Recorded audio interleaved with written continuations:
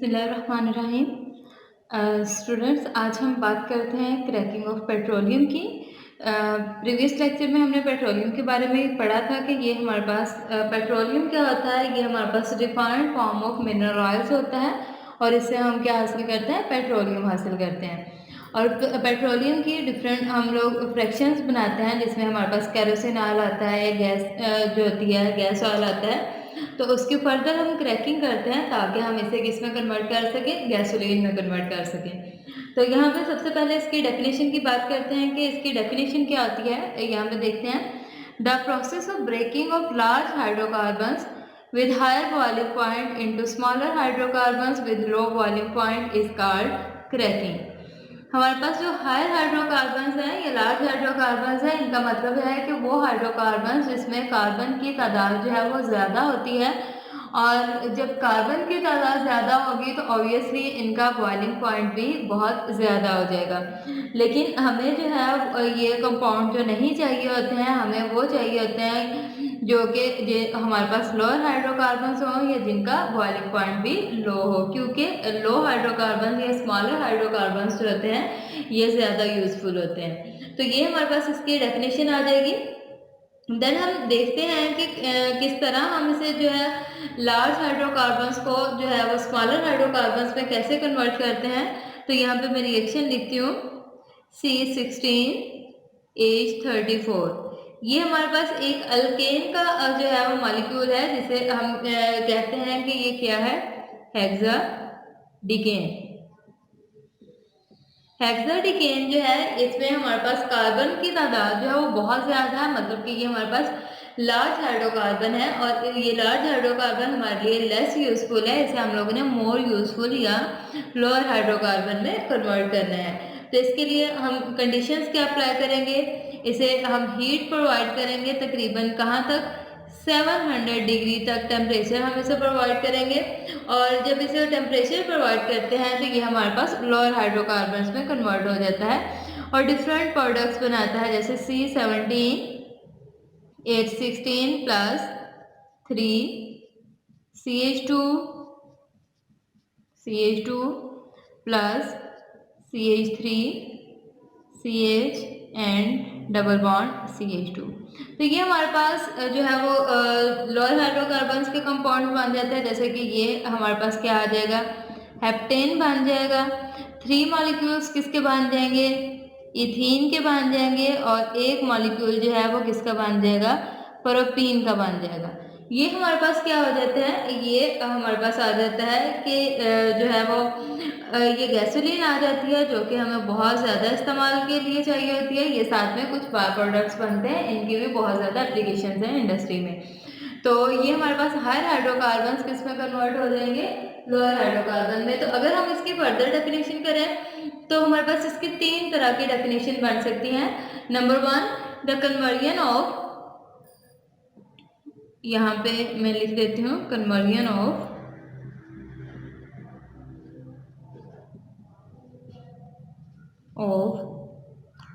large hydrocarbons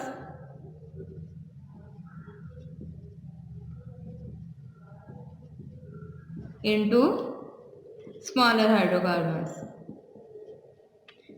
ये हमारे पास इसकी एक डेफिनेशन बन जाएगी, या हम इसे कह सकते हैं the conversion of hydrocarbons with higher boiling point, higher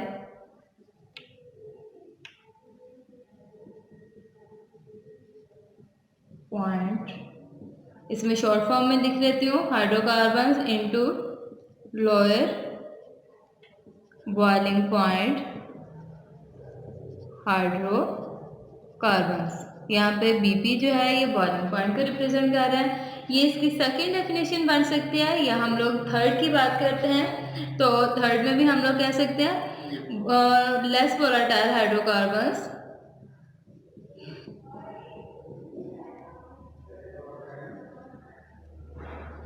carbons into more volatile hydrocarbons. यहाँ पे मैं बता देती हूँ कि हमारे पास वो हाइड्रोकार्बन्स इनका जो है साइज़ जो होता है वो बहुत लार्ज होता है, तो इनका साइज़ लार्ज होने की वजह से इसका बॉइलिंग पॉइंट भी क्या हो जाएगा, हायर हो जाएगा। और जो हाइड्रोकार्बन्स इनका बॉइलिंग पॉइंट बहुत लार्ज होता है वो हमारे पास रूम टेम्परेचर पे इवेपोरेट नहीं कर सकते।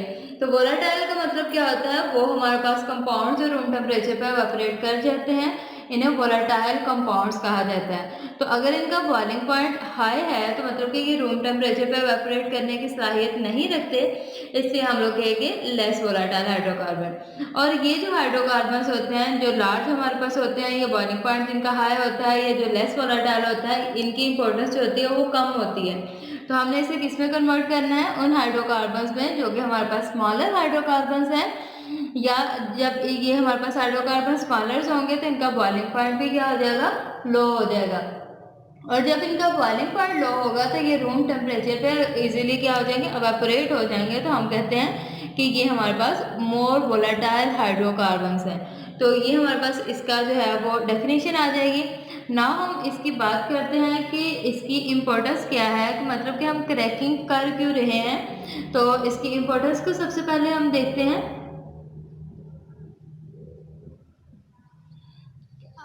प्रीवियस लेक्चर में मैं आप लोगों को बता चुकी हूँ कि पेट्रोलियम की फ्रैक्शन से हम लोग डिफरेंट जो है इसकी फ्रैक्शंस, जैसे कि गैसोलीन ऑयल है या कैरोसिन है या गैस ऑयल है या लुब्रिकेटिंग ऑयल वगैरह हम हासिल करते हैं। लेकिन हमारे पास जो होती है वो फ्रैक्शनल डिस्टिलेशन से हम गैसोलीन कितनी हासिल करते हैं, तकरीबन 20% जो है वो गैसोलीन जो है वो हासिल करते हैं। गैसोलीन कहाँ पे यूज़ होती है, ये हमारे पास मोटर व्हीकल्स वगैरह में यूज़ होती है। इसकी प्रोडक्शन जो है 20% है, लेकिन इसकी कंजप्शन जो है, या इसका इस्तेमाल जो है वो बहुत ज़्यादा है। तो फ्रैक्शन डिस्टिलेशन से तो हम इसकी जो है वो पूरा नहीं कर सकते हैं। तो फिर हम इसकी डिमांड को पूरा करने के लिए क्या करते हैं, हम हायर हाइड्रोकार्बन्स लेते हैं। जैसे कि क्या हमारे पास हो जाता है, केरोसिन ऑयल है, उसमें केरोसिन ऑयल फ्रैक्शन डिस्टिलेशन में भी बनता है और गैस ऑयल भी बनता है। और केरोसिन ऑयल और गैस ऑयल की जो डिमांड होती है ये बहुत थोड़ी होती है, लेकिन ये बहुत ज़्यादा मिकदार में बनता है, तो हमारे इस्तेमाल में इतना ज़्यादा नहीं होता। तो फिर हम क्या करते हैं, इन केरोसिन ऑयल और गैस ऑयल को जो है वो करते हैं लार्ज हाइड्रोकार्बन से हम इसे कन्वर्ट कर देते हैं लोअर हाइड्रोकार्बन्स में कन्वर्ट कर देते हैं। किस प्रोसेस के ज़रिए, हम इसकी करते हैं क्रैकिंग। और क्रैकिंग के ज़रिए ये हमारे पास किस में कन्वर्ट हो जाता है, लोअर हाइड्रोकार्बन में। और ये आप लोगों को शॉर्ट क्वेश्चन आ सकता है कि हम जो है क्रैकिंग क्यों करते हैं। अगेन बता दूं, क्रैकिंग इसलिए करते हैं क्योंकि हमारे पास फ्रैक्शनल डिस्टिलेशन के पेट्रोलियम के ज़रिए गैसोलीन 20% हासिल होता है, लेकिन इसकी डिमांड बहुत ज़्यादा है। तो इसे पूरा करने के लिए हम जो है वो लेस यूजेबल जो है इसकी पेट्रोलियम की फ्रैक्शंस को क्रैकिंग के ज़रिए किस में कन्वर्ट कर देते हैं, लोअर हाइड्रोकार्बन में। और इसके अलावा इसमें बहुत ज़्यादा जो है वो बाय प्रोडक्ट्स भी बनती हैं, जो कि आपने इस रिएक्शन में भी देखी थी। वो क्या होती हैं कि हमारे पास इथीन भी हो सकती है, प्रोपीन भी हो सकती है, इसके अलावा ब्यूटीन भी हो सकती है, बेंजीन भी हो सकती है। ये हमारे पास डिफरेंट बाय प्रोडक्ट्स हैं। और ये जो बाय प्रोडक्ट्स हैं ये कहाँ पे इस्तेमाल होती है, ये डिफरेंट जो है वो केमिकल कंपाउंड्स बनाने में यूज़ होती है। जैसे कि हम इनके ज़रिए ड्रग्स बना सकते हैं। इसके अलावा ये डिटर्जेंट्स में यूज़ होती है। इसके अलावा हम इसे जो है वो फाइबर्स बनाने के लिए यूज़ कर सकते हैं। इसके अलावा फर्टिलाइज़र में यूज़ होती है। और इसके अलावा वीड किल्स करने के लिए हम लोग जो है इसे यूज़ करते हैं। और इसमें बहुत ज़्यादा इम्पोर्टेंट केमिकल्स की प्रोडक्शन भी होती है। जैसे कि हम कह सकते हैं कि एसीटोन है या एथानॉल वगैरह जो है, एथानॉल, फिनोल एंड एसीटोन भी बनते हैं।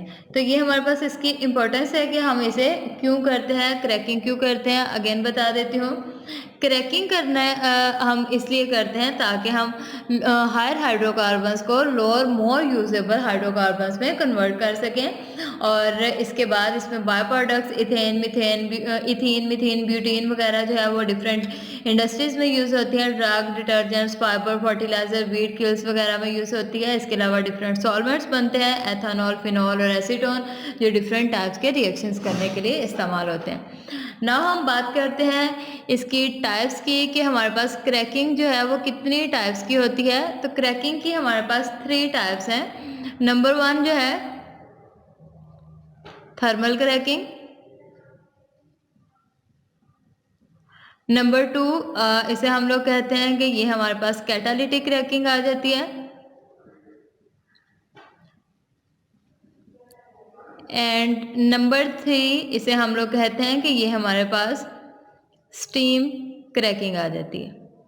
तो जब हम इनको डिटेल में पढ़ते हैं तो सबसे पहले हमारे पास क्या आ जाएगी,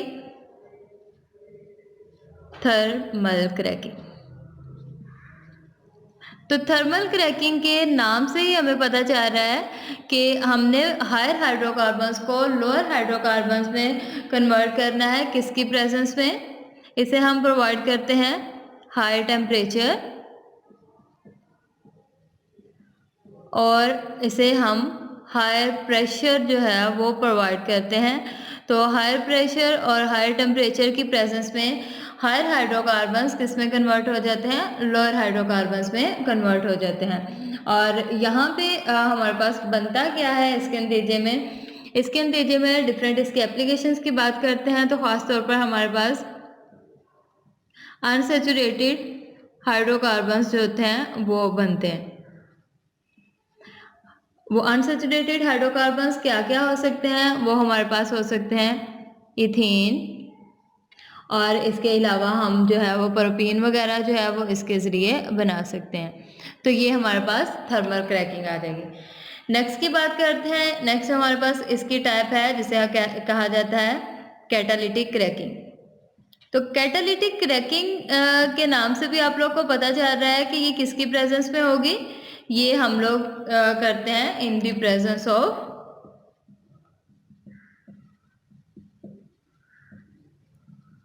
ऑफ कैटालिस्ट। तो डिफरेंट कैटालिस्ट जो होते हैं हम इसके लिए क्रैकिंग के लिए यूज़ करते हैं। कैटालिस्ट का क्या काम होता है? कैटालिस्ट का काम होता है कि हमारे पास जो है रेट ऑफ रिएक्शन को या स्पीड ऑफ रिएक्शन को जो है वो इन्हांस कर देता है, और इसके लिए जो कंडीशंस होती हैं वो भी जो है वो हमें कम अप्लाई करनी पड़ती है। मतलब कि अगर हम कैटालिस्ट ऐड कर रहे हैं तो हम जो टेम्परेचर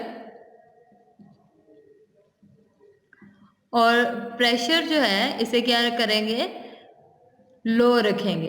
तो लो टेम्परेचर और लो प्रेशर पे हम लोग क्या करते हैं, इसे जो है वो कन्वर्ट कर देते हैं प्रोडक्ट में। यहाँ पे बात आ जाती है कि टेम्परेचर कितना लो रखेंगे। टेम्परेचर हम लोग इसमें रख सकते हैं 500 डिग्री, और प्रेशर कितना रख सकते हैं 2 atm, जो कि हमारे पास बहुत लो प्रेशर है। और इस लो प्रेशर पे ये क्या हो जाएगा, ये हायर हाइड्रोकार्बन्स कन्वर्ट हो जाएंगे इस लोअर हाइड्रोकार्बन्स में। यहाँ पे बात आ जाती है कि हम जो है वो इसमें कैटालिस्ट कौन सा यूज़ कर सकते हैं। तो डिफरेंट कैटालिस्ट जो है वो यूज़ कर सकते हैं, जैसे कि यहाँ पे सिलिकॉन डाइऑक्साइड या हम लोग इसे कहते हैं सिलिका, इसे भी यूज़ कर सकते हैं, या हम लोग यहाँ पे एलुमिना को भी यूज़ कर सकते हैं। और एलुमिना का अगर मैं यहाँ पे फार्मूला लिखती हूँ तो एलुमिना का फार्मूला है Al2O3। तो ये हमारे पास डिफरेंट कैटालिस्ट जो होते हैं वो क्रैकिंग में यूज़ हो सकते हैं।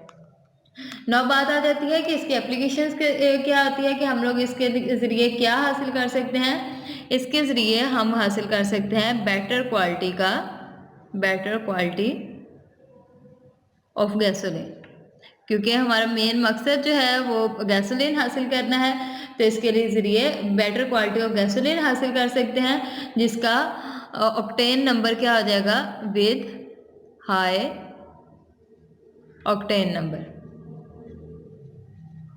तो ये हमारे पास क्या हो जाएगी, बेटर क्वालिटी का गैसोलीन आ जाएगा। ऑक्टेन नंबर क्या होता है आप लोगों को ये पता होना चाहिए। ऑक्टेन नंबर हमारे पास क्या होता है, कि जब भी कोई पेट्रोल ले तो जितना उसका ऑक्टेन नंबर ज़्यादा होगा उतनी ही उसकी क्वालिटी जो है वो ज़्यादा होगी। तो हम लोग किसी भी गैसोलीन की क्वालिटी को उसके ऑक्टेन नंबर के ज़रिए जो है वो चेक करते हैं। तो यहाँ तक इसकी 2 टाइप्स हो गई। नाउ हम इसकी थर्ड टाइप की बात करते हैं और इसकी थर्ड टाइप क्या है? Steam cracking.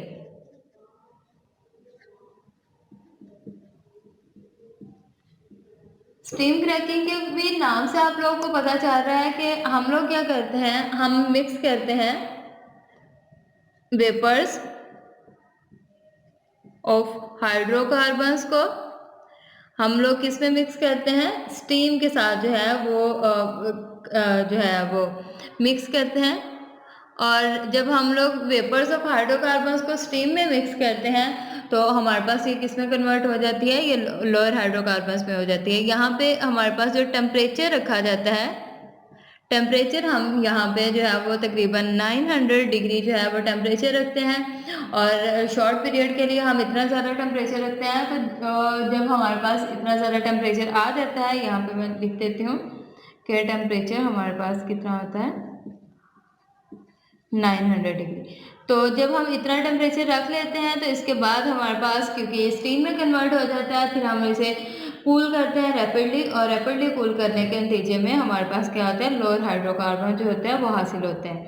अब बात आ जाती है कि इसकी एप्लीकेशन या हम लोग इससे क्या चीज़ हासिल कर सकते हैं। तो इसके ज़रिए भी हम लोग अनसैचुरेटेड जो है वो हाइड्रोकार्बन जो है वो हासिल करते हैं, जिनका साइज़ क्या होता है, लोअर होता है। तो यहाँ तक आप लोग का क्रैकिंग का जो टॉपिक है वो कंप्लीट हो गया है। नेक्स्ट टॉपिक में इंशाल्लाह हम रिफॉर्मिंग की बात करेंगे। Thank you. अल्लाह हाफिज़।